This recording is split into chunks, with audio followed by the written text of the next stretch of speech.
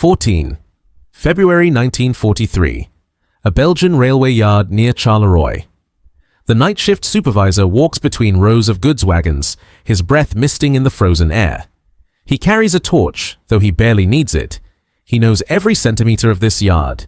What he does not know is that the man walking 3 wagons behind him, dressed in identical overalls, is not an employee of the Société Nationale des Chemins de Fer Belge. The stranger moves with purpose, withdrawing a small cloth pouch from his jacket. Inside are perhaps 24 components, each no larger than a sugar cube.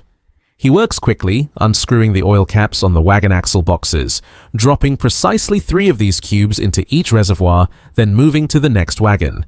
Within 20 minutes, he has treated 14 wagons. Within 3 weeks, those wagons will suffer catastrophic bearing failures across occupied Europe. The components dissolving in their axle oil are abrasive carborundum pellets, and they represent one of the most brilliantly simple weapons of industrial sabotage ever conceived. This is the story of how British intelligence waged a secret war, not with explosives or guns, but with carefully engineered components designed to destroy German machinery from within, silently and without trace. By 1942, the strategic bombing campaign against Germany had revealed an uncomfortable truth. For every factory destroyed by high explosive, the Germans proved remarkably capable of dispersal and reconstruction. Bombing was necessary, certainly, but it was also inefficient. A single Lancaster bomber required 7 crew members, burned thousands of liters of fuel, and faced appalling odds of survival, all to deliver perhaps 4 tons of bombs that might or might not hit their target. Meanwhile, occupied Europe contained millions of machines, vehicles, locomotives, and industrial plants already working for the German war effort. The question facing the Special Operations Executive and the Ministry of Economic Warfare was deceptively simple. How do you sabotage machinery across an entire continent when you cannot possibly reach it all with commandos or bombers? Traditional sabotage methods had their own problems. Explosives were obvious, creating immediate alerts and triggering savage reprisals against local populations. An exploded railway bridge meant dead resistance hanging from lampposts by morning. Moreover, explosives required storage, transport, and training. They left evidence, they announced their presence. What Britain needed was something entirely different, a form of sabotage so subtle that the Germans would never know it had occurred, that required minimal training to deploy, that could be carried by anyone, and that would destroy machinery slowly enough that the damage appeared to be natural mechanical failure rather than enemy action. The solution emerged from an unlikely collaboration between metallurgists, chemists, and intelligence officers working at Station 9, a requisitioned hotel in Welwyn Garden City that served as SOE's primary research and development facility. The breakthrough came from understanding a fundamental principle of mechanical engineering. Precision machinery operates within tolerances measured in thousandths of an inch. Introduce foreign matter into those tolerances, and catastrophic failure becomes inevitable. The team, led by Colonel Freddie Nichols and assisted by chemists from Imperial Chemical Industries, developed what they initially called grinding compounds, though the resistance networks would come to know them by various cover names. The most effective variant consisted of silicon carbide, commonly known as carborundum, an abrasive material second only to diamond in hardness. The innovation lay not in the material itself, but in its presentation. The compounds came in multiple forms, each designed for specific sabotage applications. Type 1 consisted of pellets approximately 12 millimeters in diameter, coated in a water-soluble shellac that would dissolve slowly when introduced into oil systems. Type 2 was a fine powder intended for petrol tanks, where it would pass through fuel filters and score cylinder walls. Type 3, perhaps the most ingenious, appeared identical to standard industrial grease, but contained suspended abrasive particles.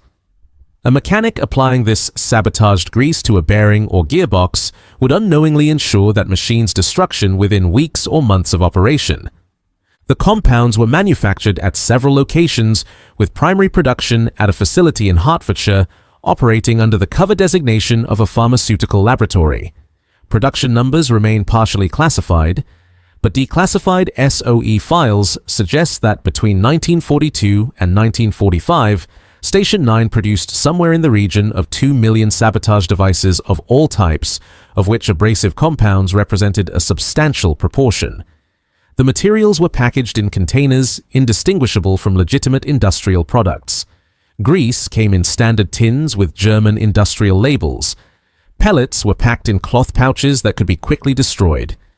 Powders came in paper packets that dissolved in water. Each container was small enough to be concealed in a pocket or carried in a worker's lunch pail. The compounds weighed almost nothing. A single resistant could carry enough material to sabotage dozens of machines. Deployment began in earnest during 1943, coordinated through SOE's country sections working with resistance networks across occupied Europe. In France, railway workers became primary operators, introducing the compounds into locomotive axle boxes and wagon bearings. The French railway system, the SNCF, was staffed by workers whose expertise made them ideal saboteurs.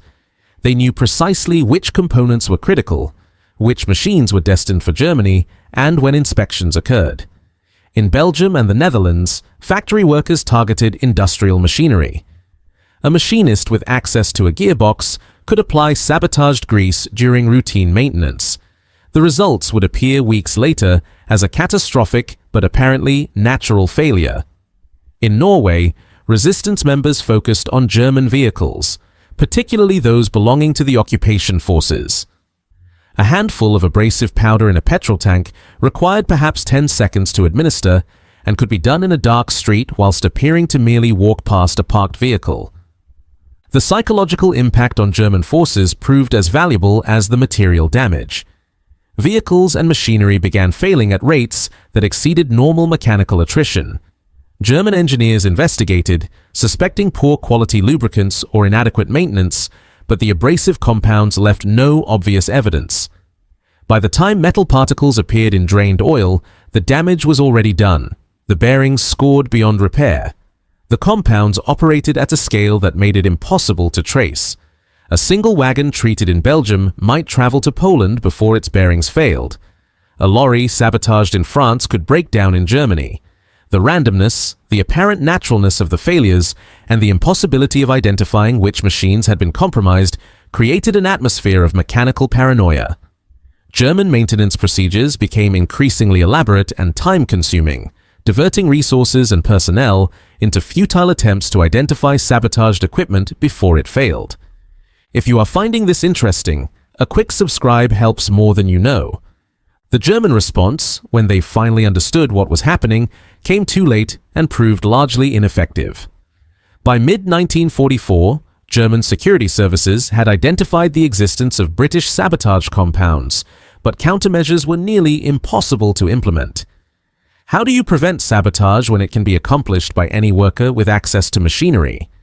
The Germans attempted to tighten security, increase inspections, and restrict access to vehicles and equipment. But these measures were expensive, time-consuming, and only partially effective. They could not inspect every axle box on every wagon, examine every tin of grease, or check every vehicle's fuel tank. The compound's very simplicity made it nearly unstoppable.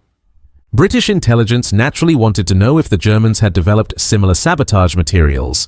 The evidence suggests they had not, or at least not to the same degree of sophistication and deployment. German sabotage efforts in Britain focused on more conventional methods, explosives primarily, and the few attempts at introducing contaminants into British machinery were crude and easily detected. The contrast reflected deeper differences in strategic situation. Germany, as an occupying power, faced populations with immediate access to the machinery it depended upon. Britain, blockaded and defending, had less opportunity to sabotage German domestic industry. The Americans developed their own versions of similar compounds through the Office of Strategic Services, but these appear to have been largely inspired by the British originals.